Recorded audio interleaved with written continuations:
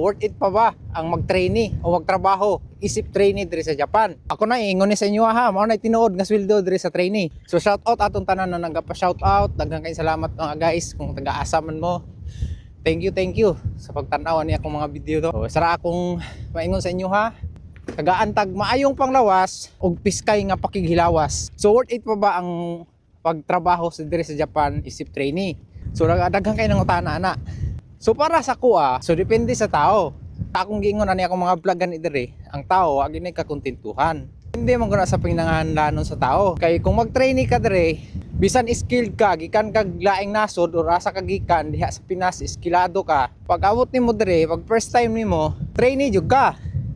Or depende sa visa imong gi-apply or giunsa nimo pagsulod diri. Kasagaran gyud ana trainee gyud na mabot diri no. So, kung trainee ka, pinaka basic salary gyud ana kami ato, agabot na mo dire. So trainee mi, among pinaka basic salary gyud 12 kalapad. So kanang 12 kalapad kung sa peso na, ako na ingon ni sa inyo ha, mao na tinuod nga sweldo dire sa trainee. So unang abot nimo dire 12 kalapad. So na dagan mga 40, 45 mil. So kana, muna ipangutana sa imong kaugalingon katong nangutana no. Kung worth it ba para sa imo ha? Ibaylon nimo imong trabaho diha. Kung asa man kagikan nga field of work gikan, kung kaya ba nimo na ibaylo nga sweldo. Kanang 45,000 depende po na sa kumpanya nimo. Naay uban dire after pila ka months or years mag-increase. Depende sa kumpanya. So naa sa uban nga sunumama mo na ila sweldo hantod mahuman na ilang training nga kontrata sa tulo ka tuig. So depende sa kumpanya po nga sudlan. So kana 45,000. So tan-aw nimo worth it ba na para sa imo ha?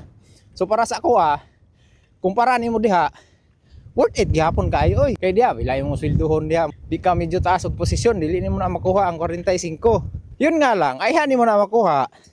Makasulod ka diri. Syempre daghan jud kagagian, dili man ngalan nga gusto lang ka mag-Japan makalupad ka diretso. Daghan pa kay kagagian ana. So ang pangutana lang, worth it pa ba mag-trainee diri sa Japan? So akong ikatubag ana, worth it kayo. Samot nagmanhi ka diri wala kay mga utang. Wa kay ginaisip nga bayro nun, tas nakaabot ka dire magsugod nagsweldo ingon ana. Worth it kayo. Makatigom gyapon ka ginagmay. Pero nagikan ka diha nga gasagubang gyud ka, makaingon jud ko na igo-igo ra gyud pud siya. Mo ginay tinuod, igo-igo ra gyud pud nang 45. Pero makakaon gyud mo pamilya na. So karon, kung imo sweldo diha lapas pa ana, wala na kay dapat hunaon nga moanhi pa dire kung lapas pa man ana imo sweldo gani. Kay mao gyud nay tinuod dire.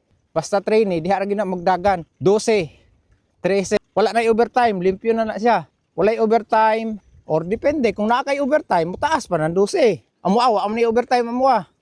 Tama na mig alas 5. Pero kung imong pangutana, worth it ba mag-trainee dire sa Japan? So kana pangutana sa imong kugalingon kung worth ba na nga sweldo nimo. Kay diyan, daghan mo gid nga expect diya sa tuwa na 100,000 moabot og 60 tinta ang sweldo. Sos, mugtuo na, barang na.